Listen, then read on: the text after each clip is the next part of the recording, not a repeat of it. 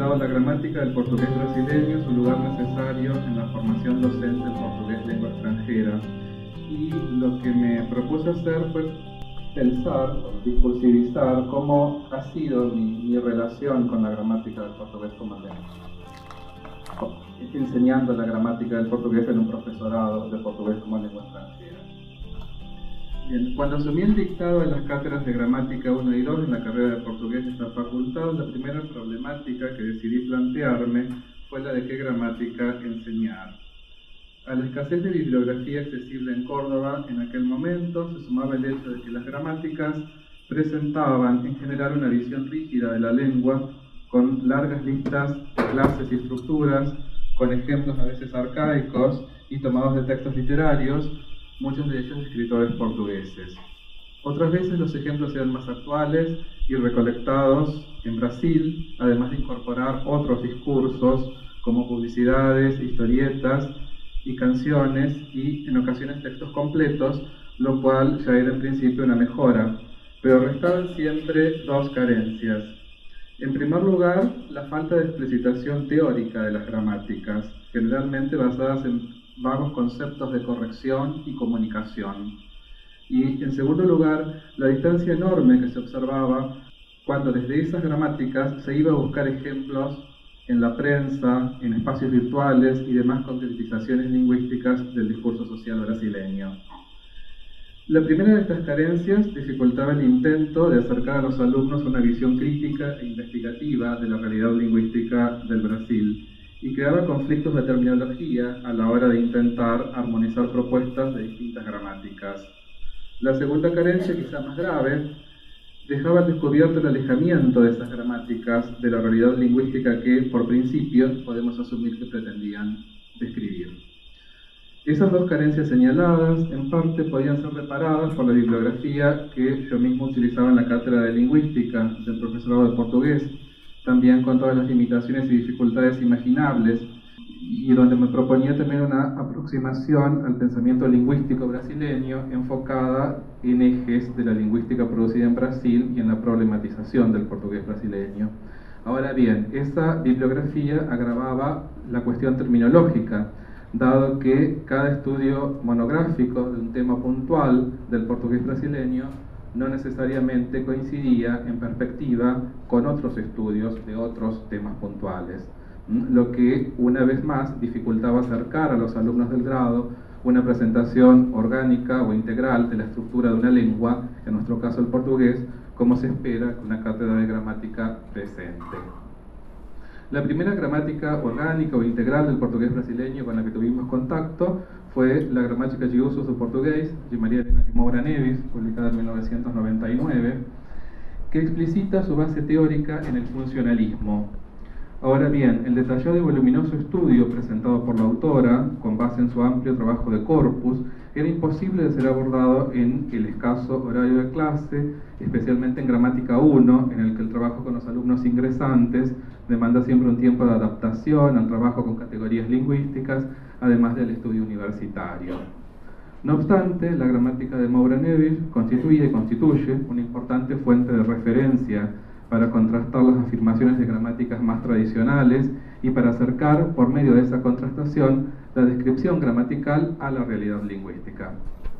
Esa era la situación hasta el año 2010, en que fueron publicadas la Gramática do Português Brasileiro, de Maria Roberto Perini, y la Nova Gramática do Português Brasileiro, de Ataliba Teixeira do Castilho.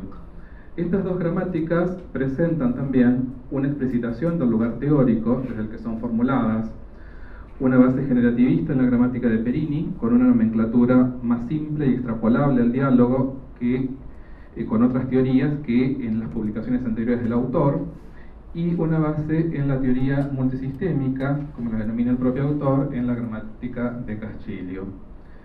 Estas dos gramáticas, al asumir, como decíamos, una posición teórica, se apartan del estilo enunciativo de la mayoría de las gramáticas tradicionales, que acostumbra a presentar sus contenidos como verdades reveladas, lo que Castilho denomina el estilo revelação, no sujetas a cuestionamientos ni necesidades de análisis críticos.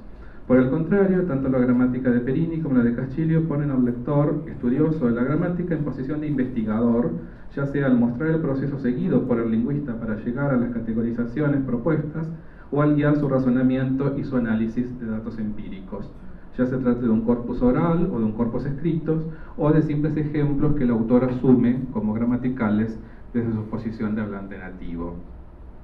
Por otro lado, muchos de los ítems de estas gramáticas quedan explícitamente abiertos a la investigación, al enunciar el carácter parcial y a veces provisional de las descripciones gramaticales presentadas. En 2012 se publicó a su vez la Gramática Pedagógica do Portugués Brasileiro, de Marcos Wagner, que desde 1999, con su libro Preconceito Linguístico, que é Como se faz, venía realizando una crítica sistemática no solo de la gramática tradicional brasileña, sino también del discurso social que la sustenta y le confiere voz autorizada en los medios de comunicación, así como de las prácticas pedagógicas a las que da lugar en la enseñanza de la lengua materna. La voluminosa gramática de Baño no sigue en principio la estructuración clásica de un libro titulado Gramática de una lengua X, sino que se estructura por temas que son ejes de la relación tensa, podemos decir, entre descripción gramatical y realidad lingüística actual del portugués brasileño, y que van hilvanando los contenidos de una descripción gramatical minuciosa. Estas tres gramáticas, Perini, Castillo, Wagner, dan cuenta de una lengua que, como los tres autores dejan de manifiesto, ya no es simplemente portugués. Esa lengua tampoco es ya el portugués del Brasil, porque ya ha adquirido trazos que la perfilan propiamente como el portugués brasileño, señalado en el título de cada libro, y que quizá va camino de ser, como algunos lingüistas han afirmado, simplemente brasileño, más allá de la denominación oficial que reciba. La gramática descriptiva del portugués brasileño, producida en Brasil, entonces, nos autoriza un cambio en los contenidos gramaticales a incluir en los programas de gramática de las carreras de portugués, lengua extranjera, si, como es nuestro caso, el portugués estudiado es el de Brasil. Esa inclusión de contenidos gramaticales nuevos tiene, al menos en las cátedras de gramática, una razón científica innegable. La descripción gramatical ha de ser adecuada, es decir, no ha de entrar en conflicto con los datos lingüísticos que pretende, en principio, describir. Más allá de esta exigencia de cientificidad, cabe pensar la gramática descriptiva del portugués brasileño en relación con el importante desarrollo de la sociolingüística brasileña y en relación, me interesa resaltar, con dos teorías que han recibido asimismo un desarrollo específico y muy interesante en Brasil. Me refiero a la ecolingüística y a la lingüística crítica, no solo por una cuestión de continuidad territorial, por así decirlo, sino básicamente por los posicionamientos teóricos y éticos de estas teorías. Siguiendo a Ildo Honório Couto, que es uno de los autores que más ha trabajado, el que más ha trabajado desde la ecolingüística en Brasil, podemos decir que la ecolingüística se define como el estudio de las relaciones entre lengua y medio ambiente, las cuales constituyen el ecosistema fundamental de la lengua, el cual se despliega a su vez en un ecosistema social, uno mental y uno natural. Nos interesa aquí en particular el ecosistema social de la lengua, constituido por la relación entre una lengua y su comunidad de hablantes, que están organizados socialmente y que contiene el medio ambiente social de la lengua. Entre los asuntos más estudiados en este ecosistema social de la lengua se cuentan el bilingüismo, el multidialectalismo, el contacto de lenguas y la obsolescencia lingüística, enfocados desde el concepto ecológico de diversidad. Cabe destacar que las ecologías lingüísticas complejas no son solo las del multilingüismo, sino que donde presumiblemente existe monolingüismo societario, la ecología es igualmente compleja, debido a la variación interna de la lengua y a la presencia, al menos en las sociedades complejas modernas, de una lengua oficial o dialecto estatal o simplemente lengua nacional, y su relación con aquello que no es dentro de esa comunidad lingüística específicamente definido como lengua nacional.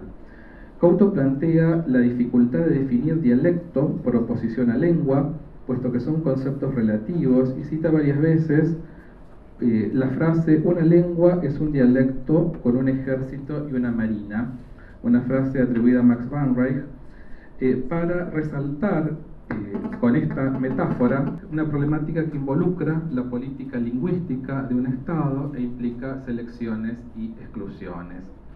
En el caso del portugués brasileño, se destacan en este punto aspectos fonéticos, fonológicos, morfológicos y sintácticos que involucran preconceptos sociales sobre la lengua y los hablantes.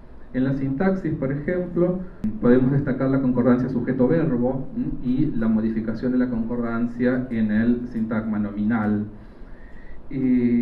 Esta nueva regla de concordancia, podríamos decir, coexiste con otra, ¿sí? Porque en portugués podemos decir os meninos o os menino, podemos decir os meninos llegaron, podemos decir os meninos llegó o llegó.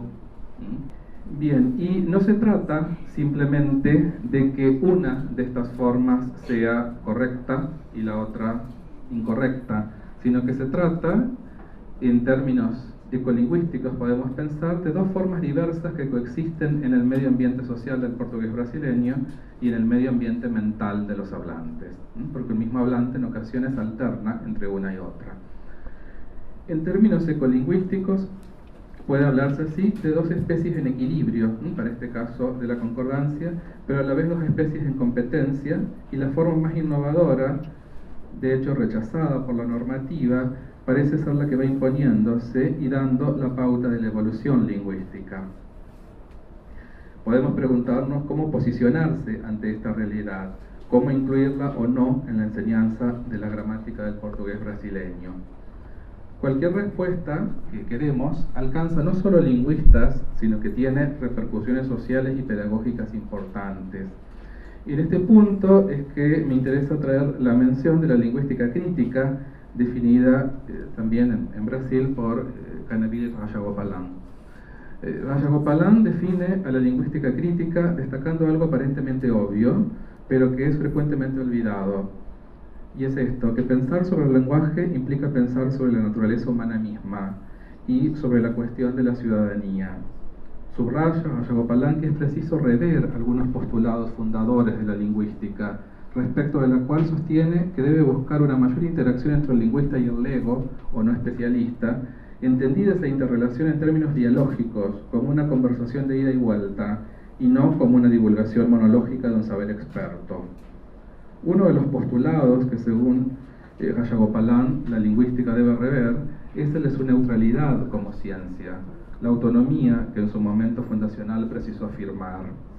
Insiste Rajagopalan en que la comunidad de lingüistas precisa reconocer que hacer ciencia también es una práctica social, con las connotaciones ideológico-políticas que las prácticas sociales conllevan.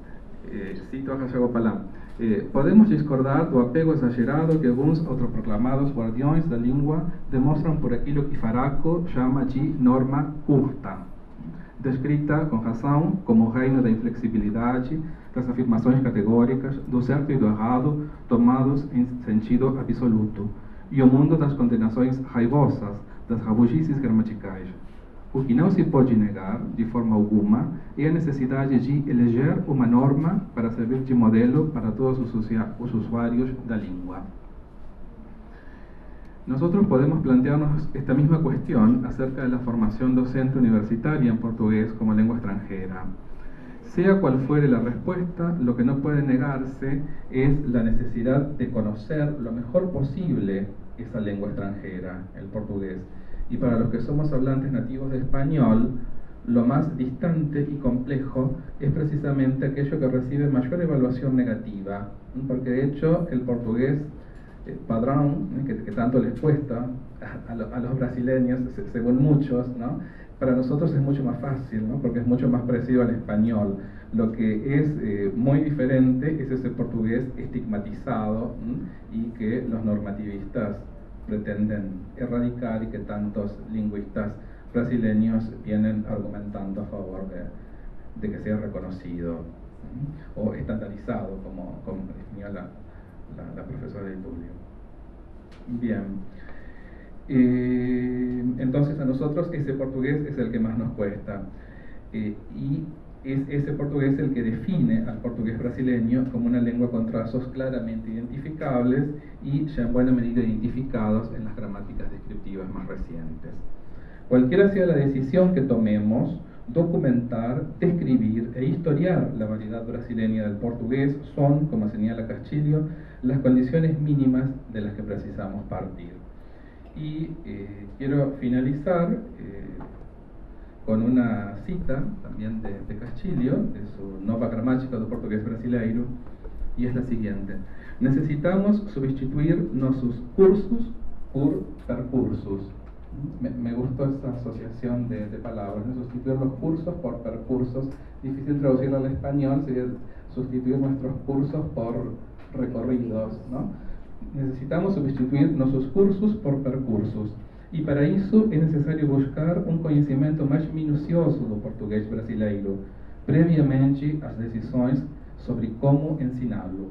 Enquanto não conhecermos em profundidade nossa língua, continuaremos a repetir lições que refletem usos já desaparecidos, provenientes de outros momentos históricos da sociedade brasileira. Gracias.